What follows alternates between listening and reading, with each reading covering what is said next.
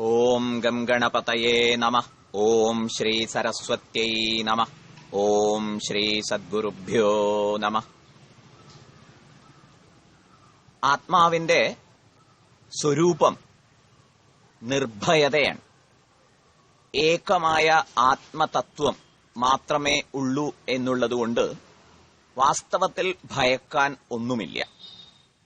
പക്ഷേ ആ ആത്മാവിനെ സംബന്ധിക്കുന്ന ബോധ്യമില്ലായ്മ കൊണ്ട്, അറിവില്ലായ്മ കൊണ്ട് നാം എന്നും ഭയത്തിന്റെ നിഴലിലാണ്.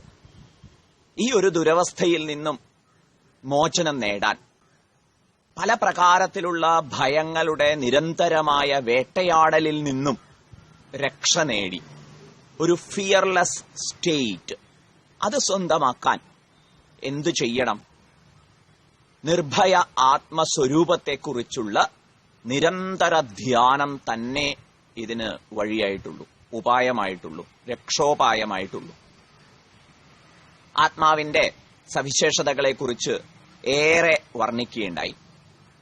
മറുവശത്ത് ശരീരേന്ദ്രിയ മനോബുദ്ധികൾ, ബാഹ്യപ്രപഞ്ചം ഇവയൊക്കെ മിഥ്യയാകുന്നു, വാസ്തവത്തിൽ ഇല്ലാത്തതാകുന്നു. പക്ഷേ പ്രതീതമായിട്ടുള്ള ശരീരേന്ദ്രിയ മനോബുദ്ധികളിൽ താതാത്മ്യം പ്രാപിക്കുകയും അന്യമായി പ്രപഞ്ചത്തെ കണ്ട് പരിഭ്രമിക്കുകയും ഭയപ്പെടുകയും ചെയ്യുന്ന ജീവാത്മാവ് മറുവശത്തും. ഈ ജീവാത്മാവ് തന്റെ സ്വരൂപത്തെ ആത്മാവെന്ന് അറിയുകയാണ് വേണ്ടത്. അതുകൊണ്ട് മിഥ്യാധാരണയെ നിരാകരിക്കുന്നതിനായി പല ദൃഷ്ടാന്തങ്ങളും ഭഗവത്പാദർ ആവർത്തിച്ച് പങ്കുവയ്ക്കുന്നു.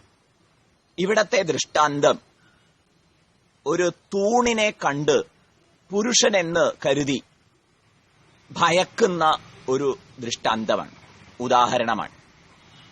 ഭയക്കുന്ന കാര്യം ഭഗവത്പാദർ പ്രത്യേകിച്ച് പരാമർശിക്കുന്നില്ലെങ്കിലും നമ്മുടെ അനുഭവത്തിൽ നിന്നും സന്ധ്യാസമയത്ത് അല്ലെങ്കിൽ രാത്രി കാലത്തൊക്കെ ഏതെങ്കിലും ഒരു പ്രദേശത്തിലൂടെയൊക്കെ നടന്നു പോകുന്ന സമയത്ത് അകലെയുള്ള ഒരു തൂണ് പ്രത്യേക പ്രകാരത്തിൽ നിലാവ് അതിൽ പതിക്കുമ്പോൾ ഇതേ അവിടെ ഒരു വ്യക്തി നിൽക്കുന്നു. ഭൂതം, പ്രേതം, പിശാച് ഇത്യാദി ഒരുപാട് ഭയസങ്കല്പങ്ങൾ ഓരോരുത്തരുടെയും മനസ്സിലുണ്ട്. പെട്ടെന്ന് തൂണ് കണ്ട് ആളാണെന്ന് കരുതി ഭയപ്പെട്ട് പനി പിടിച്ചു കിടക്കുന്ന അവസ്ഥ. ഇവിടെ വാസ്തവം ചികഞ്ഞു ചെന്നാൽ അത് പുരുഷനല്ല, തൂണാണ് എന്ന് മനസ്സിലാവും. ഇതുപോലെ 45-ാമത്തെ ശ്ലോകത്തിൽ ഭഗവത്പാദർ പറയുന്നു, സ്ഥാണോ പുരുഷവത് ഭ്രാന്ത്യാ കൃതാ ബ്രഹ്മണി ജീവത ജീവസ്യ താത്വികേ രൂപേ തസ്മിൻ ദൃഷ്ടേ നിവർത്തതേ. സ്ഥാണോ പുരുഷവത്, സ്ഥാണു തൂണ്, പുരുഷവത് പുരുഷനെ പോലെ, ഭ്രാന്തിയാ ഭ്രാന്തി കൊണ്ടാണ് ഇങ്ങനെ തോന്നുന്നത്. തൂണിനെ തൂണെന്ന് കാണാൻ കഴിയാത്തത് കൊണ്ടാണ് തൂണിനെ പുരുഷനായി കണ്ടുപോകുന്നത്. ഉള്ളിലുള്ള ഭയവും കൂടി ചേരുമ്പോൾ വളരെ വലിയ ഒരു സങ്കടാവസ്ഥയിലേക്ക് നമ്മൾ എത്തിച്ചേരുന്നു, പേടിച്ചരണ്ടുപോകുന്നു. കൃതാ ബ്രഹ്മണി ജീവത. ഇതേപോലെ തന്നെ ഭ്രാന്തി കൊണ്ടാണ് ബ്രഹ്മതത്വത്തിൽ, നിത്യശുദ്ധ ബുദ്ധ മുക്ത സ്വരൂപിയായ ബ്രഹ്മതത്വത്തിൽ ജീവഭാവത്തെ കൽപ്പിച്ചു പോകുന്നത്. ബ്രഹ്മണി ജീവത കൃത ഭ്രാന്ത്യ. ഭ്രാന്തി കൊണ്ടാണ് ബ്രഹ്മതത്വത്തിൽ ജീവഭാവ കൽപ്പനയുണ്ടായിട്ടുള്ളത്. വാസ്തവത്തിൽ ഒരിക്കലും ബ്രഹ്മതത്വം ജീവനായി സങ്കുചിതാവസ്ഥയിലേക്ക് പതിച്ചു പോയിട്ടേ ഇല്ല.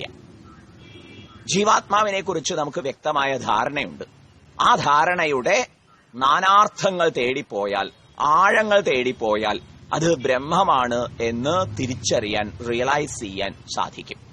അതിനുവേണ്ടി മനനധ്യാനം ചെയ്തോളണം. അങ്ങനെയാണെങ്കിലോ നിർഭയ ആത്മസ്വരൂപ നിഷ്ഠ നമുക്ക് സ്വന്തമാവും. ജീവസ്യ താത്വികേ രൂപേ, ജീവന്റെ താത്വിക രൂപത്തിൽ തസ്മിൻ ദൃഷ്ടേ നിവർത്തതേ. ആ രൂപത്തെ കാണുമ്പോൾ ഈ മിഥ്യാധാരണ നിശ്ചയമായിട്ടും അകലും.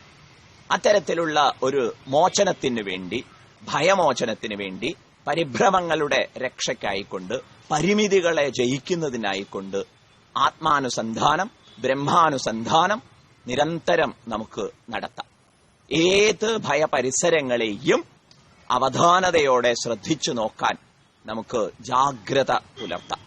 അടിസ്ഥാനപരമായി ഏവരെയും ഭയപ്പെടുത്തുന്നത് ഞാൻ മരിച്ചു പോകുമോ, നിരാകരിക്കപ്പെട്ടു പോകുമോ, അവഗണിക്കപ്പെട്ടു പോകുമോ എന്നിത്യാദി ആശങ്കകളാണ്. ബ്രഹ്മത്തിന്റെ ശരിയായ ഭാവം മനസ്സിലാക്കുമ്പോൾ ഈ ആശങ്കകളും ഭയങ്ങളുമൊക്കെ അപ്രസക്തമാകുന്ന ഒരു സ്വാതന്ത്ര്യം നമുക്ക് അനുഭൂതമാകും. ആ സ്വാതന്ത്ര്യത്തിന്റെ വിഹായുസിലേക്ക് പറന്നുയരാൻ ചിന്തനത്തിന്റെ, ധ്യാനത്തിന്റെ വഴി നമുക്ക് അവലംബിക്കാൻ സാധിക്കട്ടെ.